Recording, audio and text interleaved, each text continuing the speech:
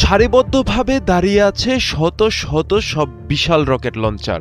৬০০ millimetre ক্যালিবারের এই multiple rocket সিস্টেমগুলো truck চালিত মোবাইল প্ল্যাটফর্মে বসানো। লঞ্চ টিউবগুলো তাক করা আকাশের দিকে, পাশে ভারী সামরিক যান, সাজোয়া ইউনিট আর সামরিক কুচকাওয়াজের কড়া শৃঙ্খলা। যেন বুঝিয়ে দিতে চাচ্ছে এখনই যুদ্ধের জন্য প্রস্তুত উত্তর কোরিয়া।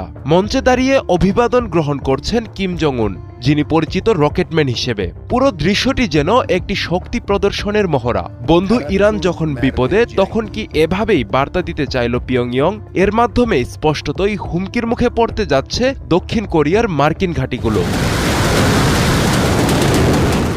কিমের অস্ত্রভাণ্ডারকে সমৃদ্ধ করছে এই ৬০০ millimetre multiple rocket launcher system, যা পারমাণবিক ওভারহেড বহনে সক্ষম। কিম এটিকে কৌশলগত মিশন সম্পন্ন করার উপযোগী বলে বর্ণনা করেছেন। মূলত পারমাণবিক সক্ষমতারই ইঙ্গিত দিয়েছেন তিনি। এই অস্ত্র স্বল্প থেকে মধ্যম পাল্লার নির্ভুল আঘাত হানতে পারে। মোবাইল প্ল্যাটফর্মে স্থাপন হওয়ায় সহজেই স্থান পরিবর্তনযোগ্য।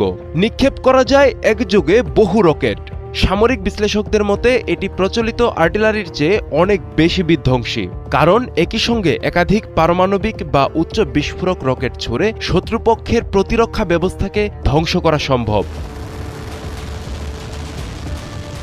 নতুন রকেট লঞ্চারগুলোকে প্রতিরক্ষামূলক অস্ত্র বলা হলেও বাস্তবে এগুলো উত্তর কোরিয়ার আক্রমণাত্মক সক্ষমতাকে অনেক গুণ বাড়িয়েছে। এর ফলে সরাসরি হুমকির মুখে পড়তে যাচ্ছে দক্ষিণ কোরিয়ার রাজধানী সিওল। দক্ষিণ কোরিয়ার মার্কিন ঘাঁটিগুলোও থাকবে ঝুঁকির মুখে।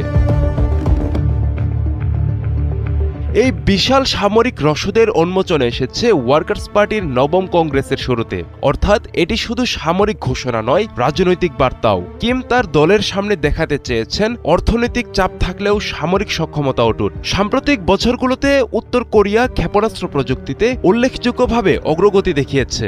এই নতুন ৬০০ মিলিমিটার রকেট সিস্টেম যুক্ত হওয়ায় কিমের হাতে এখন আরও বৈচিত্র্যময় ট্যাকটিক্যাল নিউক্লিয়ার অপশন রয়েছে, অর্থাৎ কৌশলগত পর্যায়ে ছোট কিন্তু মারাত্মক পারমাণবিক হামলার সক্ষমতা। সারিবদ্ধ শত শত রকেট লঞ্চার আর পারমাণবিক সক্ষমতার ঘোষণা দিয়ে কিম জং উন জানান দিলেন, উত্তর কোরিয়া আর কেবল প্রতিরোধে নয়, প্রয়োজনে তাৎক্ষণিক ও বিধ্বংসী জবাব দিতে প্রস্তুত। কোরীয় উপদ্বীপে শান্তির ভারসাম্য এখন আরও নাজুক, আর কিম আগের যে কোনো সময়ের চেয়ে অনেক বেশি শক্ত অবস্থানে। আব্দুল্লাহ আল মারুফ, ৭১।